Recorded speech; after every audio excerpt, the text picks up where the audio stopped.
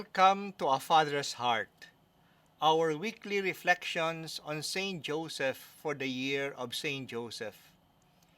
We will get to know the patron saint of the Universal Church by reflecting on each of the titles in the Litany of St. Joseph every week until December 8th, the Feast of the Immaculate Conception, when we will unite the year of St. Joseph with the year of Amoris Laetitia family by consecrating our all families to St. Joseph.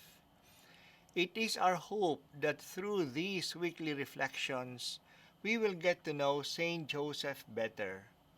We hope that fathers will be inspired by St. Joseph, who is the light of patriarchs. We hope that men especially can emulate the characteristics of St. Joseph, most just, most prudent, most chaste, most strong. We hope that those who are suffering can find hope through St. Joseph, who is the hope of the sick and patron of the dying. We hope that all the faithful will be moved by St. Joseph, the diligent protector of Christ. We hope that we can build stronger families through the intercession of St. Joseph, the pillar of families. And we hope in these trying times, we can all take comfort in the fact that we can go to Joseph, ite ad Joseph, protector of the Holy Church and terror of demons. So please join us every Wednesday at 8 p.m. for these weekly reflections as we, ite ad Joseph, we go to St. Joseph, ite cum Joseph, going with St. Joseph.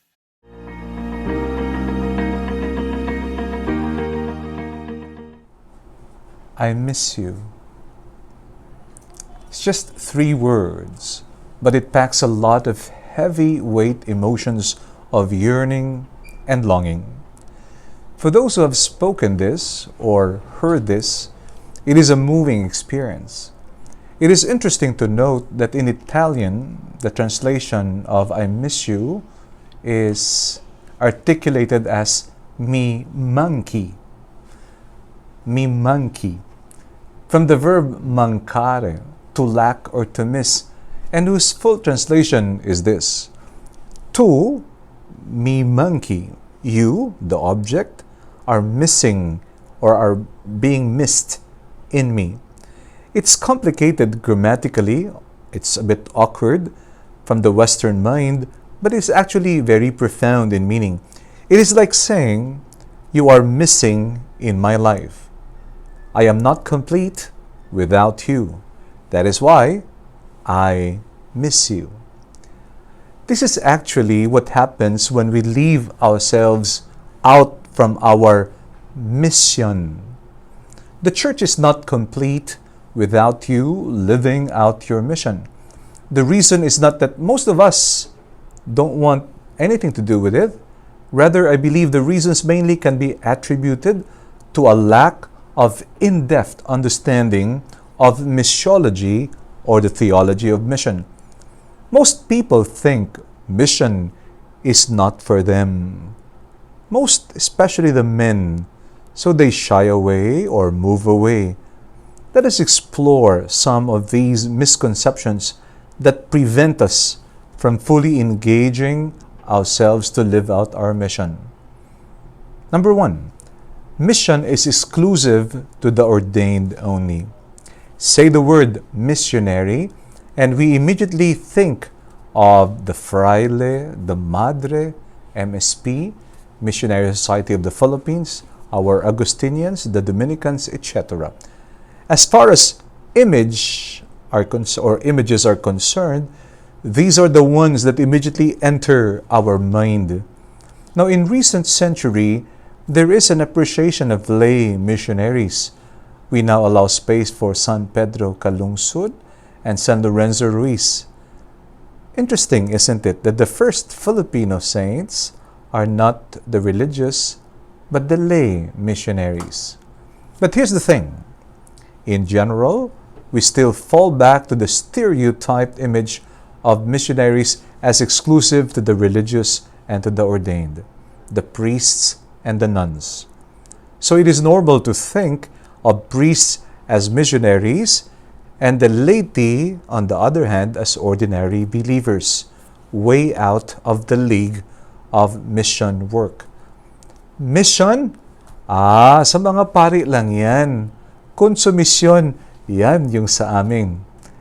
Here's the main problem.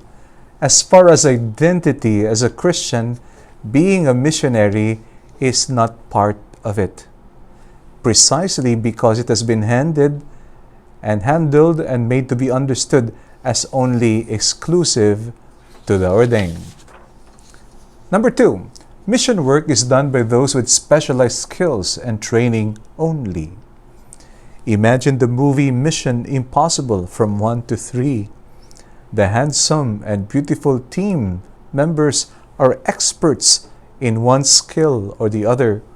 They were chosen because of their skills. So, this raised the common notion when applied to missiology that mission work is to be done by specialists with specialized training. Are you good in proselytizing? Did you have your language training? Did you do your cultural and anthropological courses? Are you well versed in scriptures and theology? If the answer to all of them is yes, then you are qualified to be a missionary. Now, how about the rest, who constitute 85% of the Catholics, who do not have these skills or this particular training? Are they less of a missionary? So the downside of this is that we exclusively identify mission work only with expertise and skill. So that's why we always say, leave it to the experts and leave us, in the safety zone of our ignorance and bliss. But when simple folks and what they can accomplish for the kingdom is left out of the equation, this leads to the impoverishment of missiology, impoverishment of the theology of mission. The third misconception, mission area is seen as geographical territory only. Mission has always been viewed as going abroad. Now, who can blame us? We receive faith in the same way when the Spanish missionaries arrived in our shores 500 years ago. This flows, however, from the medieval concept that evangelization is conquest of territory in the name of God.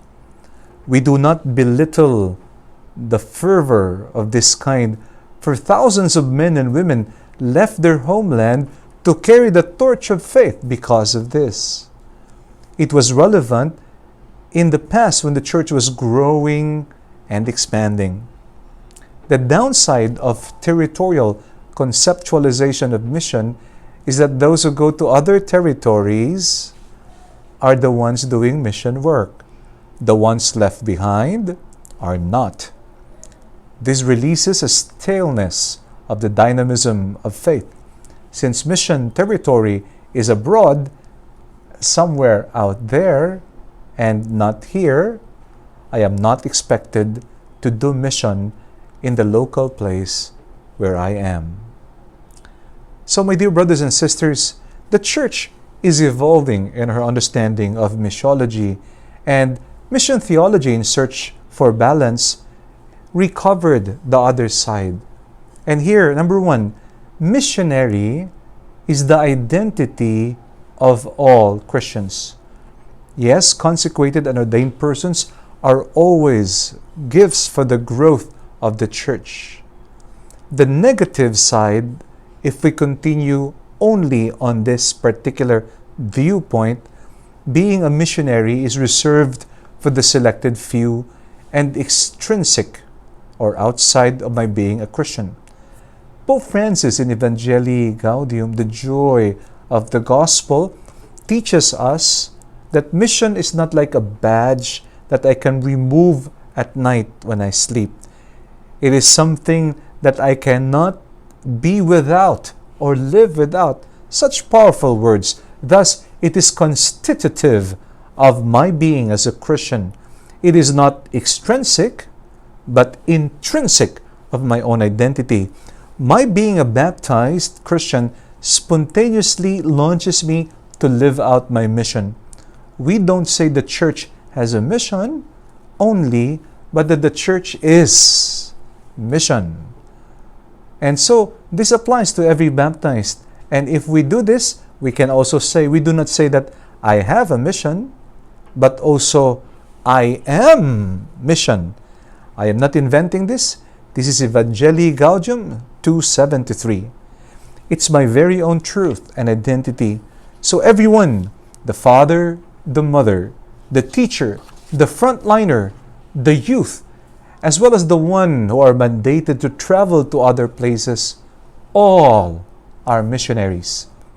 For the past decade, we witnessed the emergence of lay missionaries, youth volunteers, JVP, the Jesuit volunteer of the Philippines, AMA, of which I am part of, not the computer, but it's the Associate Missionaries of the Assumption, and many other youth groups like the Corpus for Christ.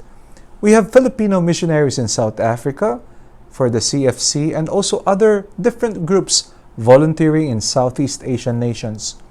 The neo-catechumenate, one whole family is a missionary, for example. Their son was born in Spain, the second and the third are born in the Philippines. Very interesting to see the whole family traveling together to proclaim the good news.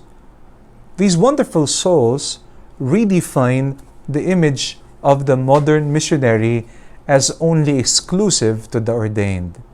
It's rather inclusive to all the baptized. Number 2, mission work is not only specialized skills, but a way of life. Missionaries, before they are sent, necessarily do their training in order to better be adapted and respond to the needs of the people they are meant to serve. We have formation centers for this. The Mission Society of the Philippines is one such gift of our Philippine Church to the world. The downside is that those who do ordinary things outside of this feel that their work fails in comparison. For Pope Francis, missionary work is heritage of all baptized and therefore must become a way of life, even a joyful way of life. Remember this, by virtue of baptism one shares and one is inserted into the kingly, priestly, and prophetic function / mission of Jesus Christ. And so grafted into Christ, we absorb and we extend His mission in the various ways we can and in the various circumstances we are in. Therefore, it is the way of life, the life manner or lifestyle that this mission is lived out and validated. Meaning, for example, my work of teaching, if I am a teacher who would climb the tree, now this became viral a few months ago, in order to have a good signal so that I can reach my students and teach them while I'm perched on top of the branches. We laugh at this, but I salute the ingenuity and the passion of this teacher. My work, for example, as a nurse, as I battle my own fears and the fears of others in the exercise of my healing ministry. This is very interesting. The fear is real, but there is a force there that impels me. This is my vocation. When I heard this spoken by one nurse, for me, I thought he was a missionary in the front line or the battle line of disease, fighting disease. Also, for example, those who are digitally skilled, the volunteers who use their skills to proclaim that it is the Lord, Dominus est, that even cyberspace, the Lord is present there. These are the new phases of the missionary way of life. One can be a missionary abroad and yet after some time of being used to the luxury of life in the first world, forget your dynamism. Or one can even just be a simple farmer, but makes it his mission to work and raise his family. It is not the skills, specialized skills alone. It is the way of life. As one healed from the pandemic gratefully said, I still have a mission with my family and the world. That's why I have this gift of new life and healing. Mission work is a way of life. Third, mission area as spaces of encounter. Going beyond the shores draws a lot of souls to the spirit of adventure and self-donation. And this is beautiful. There is an impetus to proclaim, spread, and claim territories for God via plantatio ecclesiae. The downside of this, as previously indicated, mission area is out there but not here. After Vatican II, the Church went for balance and recovered missio ad intra as missionary work directed to those who do not travel but stay at home in their parishes or in their communities. Side by side, mission ad extra and mission ad intra opened a new perspective of understanding mission territory. Mission is for those who stay and who go abroad to foreign lands.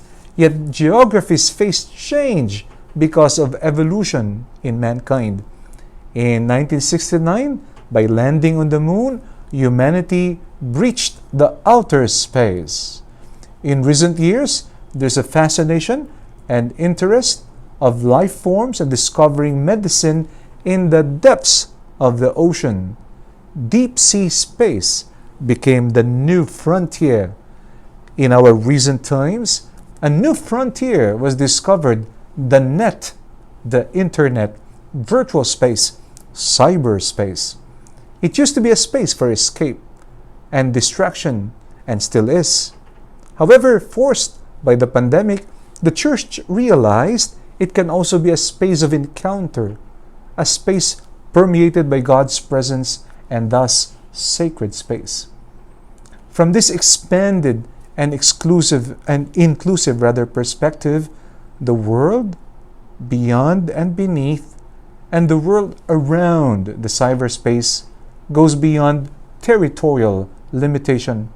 It is also here that the notion of going to the limits and peripheries in the mind of Pope Francis, the areas where people feel God has abandoned them, becomes an important space for mission. And so, in this context, mission is not only limited to territorial concepts, but to every space in the life of man.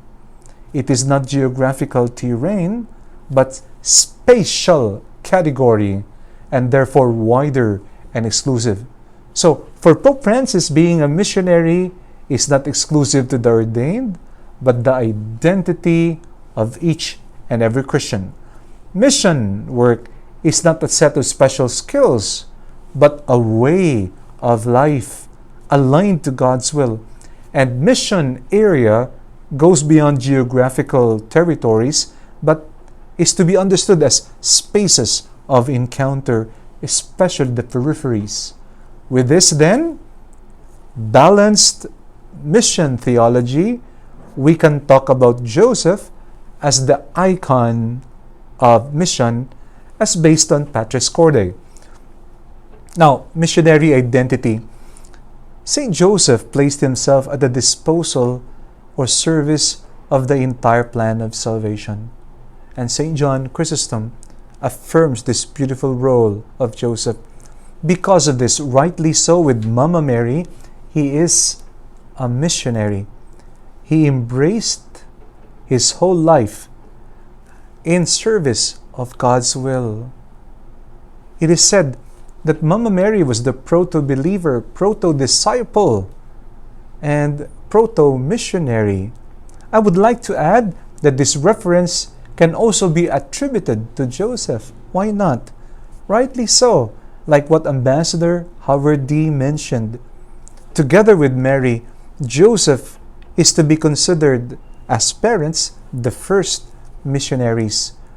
When he said yes to God's plan as a tender, loving father, an accepting father, and above all, as an obedient father to God's will, he actually embraced that this very identity as father is where he will actualize and live out his mission. Although not explicit reference is given to him or a specific title as missionary, if we recall the famous article of Father Arevalo, Algo de Te, something of Joseph is in Jesus. Therefore, we can say his values, his sentiments, even his working skills, and his faith were part of the curriculum that he received, Jesus Christ rather, that he received when he was homeschooled by his father at the school of Joseph. The word school of Joseph, the phrase is mentioned by Pope Francis in the document. Now, missionary work. Joseph had no eloquent, quotable lines. Silent work is his language. His work and his way of life as tecton became his missionary work. In relation to the mystery of salvation, I have always wondered at this, that God chose a lowly carpenter to be custodian and mentor of Jesus. It was not the academic experts, nor the business world experts, but Jesus learned from the ethics and craftsmanship of the tecton who worked with his hands, whether in wood or stone, from his very own father Joseph. God must have found it important that Jesus absorbed the skills of a lowly carpenter. Joseph contributed to this by doing with devotion his work to feed, raise, and sustain the Holy Family. No set of special skills, only devoted love, deep faith, and hard work as a carpenter. In his way of life as a working father, Joseph lived out his mission. Third, the mission area.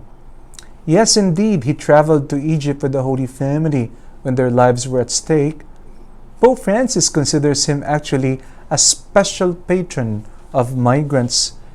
And for us Filipinos, this is very relevant. In this space of loneliness where one does not have geographical stability or financial security, Joseph entered that space as well for the sake of his family. Henceforth, those who had to leave to feed their family, those who struggle with loneliness and who cope, they can find an ally and intercessor in St. Joseph.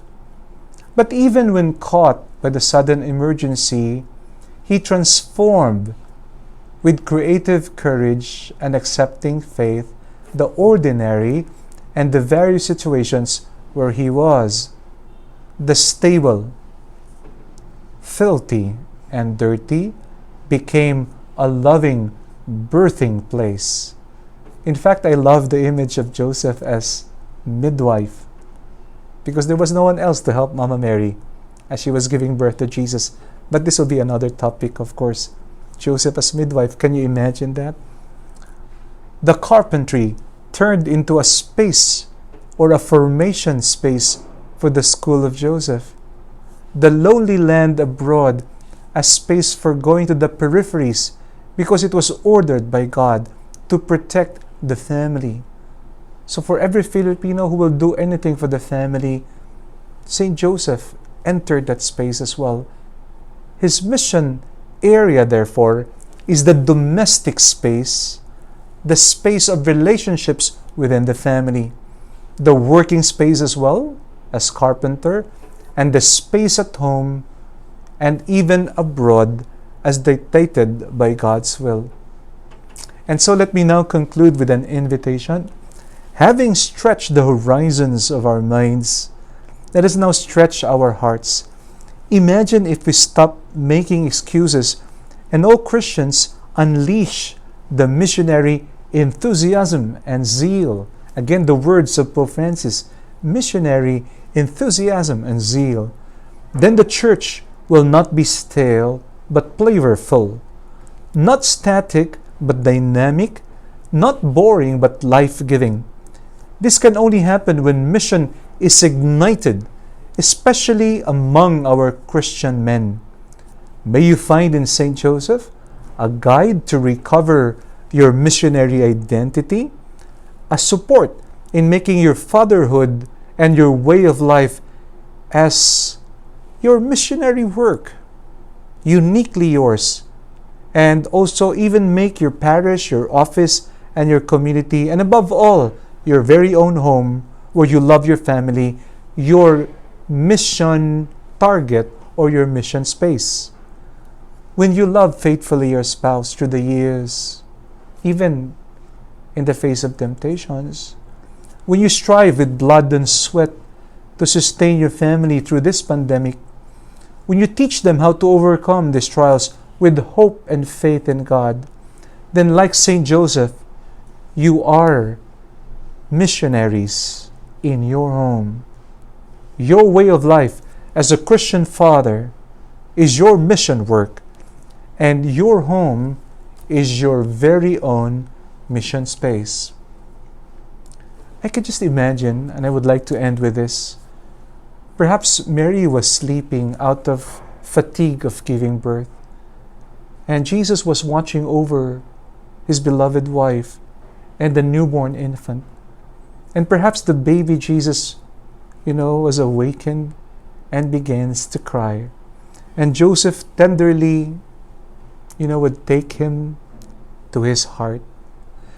In that moment, when Joseph embraced the child Savior, and when the baby Jesus also embraced Joseph, Joseph knew that he had to protect this child, that he had to give him a future, and even to do anything at all cost, even his own life, and surrendering his will.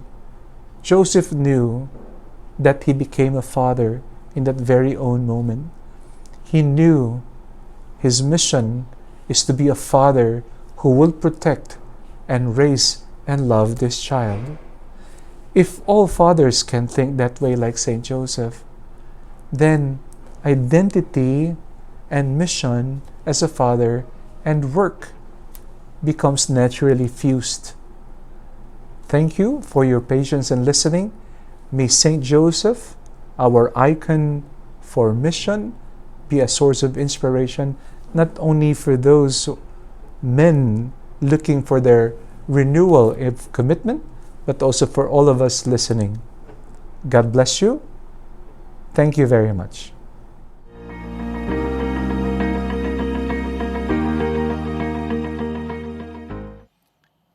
Let us pray the Memorare to Saint Joseph. Remember, O most chaste spouse of the Virgin Mary, that never was it known that anyone who implored your help and sought your intercession were left unassisted. Full of confidence in your power, I fly unto you and beg your protection.